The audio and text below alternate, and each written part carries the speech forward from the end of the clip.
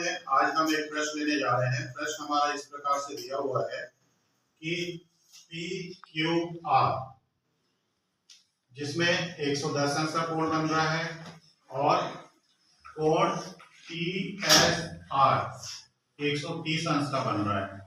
तो हमको ज्ञात करना है कि कोण क्यू आर एस का मान कितना होगा, जहां पे पी क्यू समांतर है एस टी के। ये पी क्यू रेखा जो है एस टी रेखा के समांतर है। इतना हमारा प्रश्न दिया हुआ है। तो यहाँ पे हम इसको हल करने के लिए क्या करते हैं, एक रचना करते हैं जहां पे हम आर से एक रेखा खींचते हैं। मान लीजिए इस रेखा का नाम हम दे देते हैं एम एन। तो यहाँ पे पी क्यू समांतर है एस टी के और हमने जो रचना किया है एम एन समांतर है एस टी के। इसका अर्थ है कि एम एन पी क्यू के भी समांतर हो गया, क्योंकि पी क्यू किसके समांतर है, एस टी के। ये हमने रचना किया है। अब देखिए यहां का कोण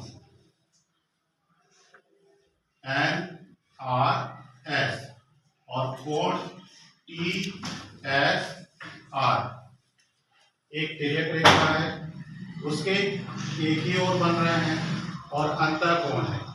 इसका अर्थ क्या हुआ कि कोण एस टी आर धन कोण एन आर एस ये 180 अंश होगा। क्यों होगा, एक ही ओर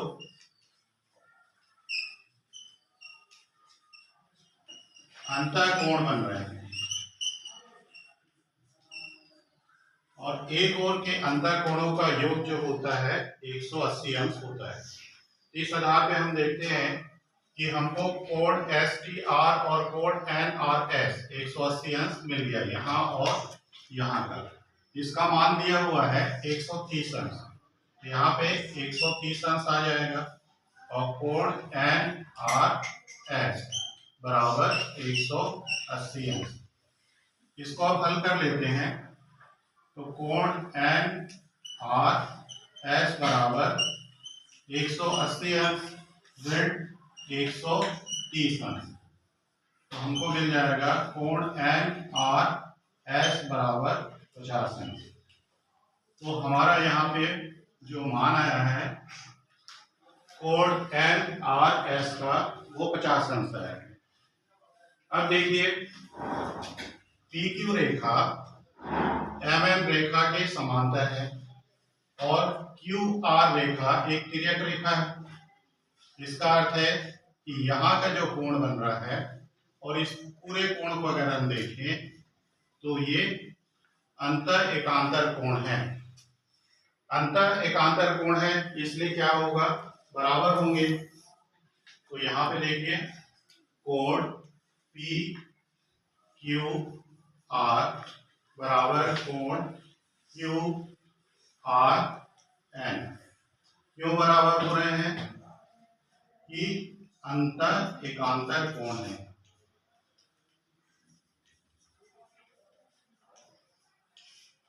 अंतर एकांतर कोण है इसलिए क्या होगा, ये वाला कोण इस पूरे कोण के बराबर होगा। और ये पूरा कोण क्या है, दो कोण में विभक्त है।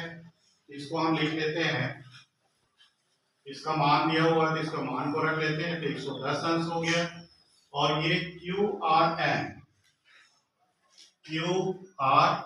ये दो कोण में विभक्त है, कोण क्यू आर एस और एस आर एन। इसको लिखते हैं कोण क्यू आर एस कोण एस आर एन। तो ये हो गया 110 अंश और यहाँ पे देखिए क्यू आर एस को निकालना है तो ये ऐसे ही रहेगा और कोण एस आर एन इसका मान है 50 अंश, अभी निकाले हैं। तो अब इसको हल कर लेते हैं। तो कोण क्यू आर एस बराबर 110 अंश ऋण 50 अंश। 50 अंश को हमने पक्षांतर कर दिया है। तो इस तरह से हमने देखा कि ये दोनों कोण क्या है, एकांतर कोण है पूरा। तो ये क्या हो गया, बराबर हो गए। फिर दो भाग में विभक्त है तो दोनों को अलग कर लिए और उसके बाद सबका मान रखे। तो 110 अंश बराबर ये जो अज्ञात है वह कोण धन 50 अंश, ये भी अपने को। फिर इसको पक्षांतर कर दिए तो अब इसको घटा देते हैं। तो कोण क्यू आर एस, 110 में से 50 को घटाएंगे तो 60 अंश मिलेगा।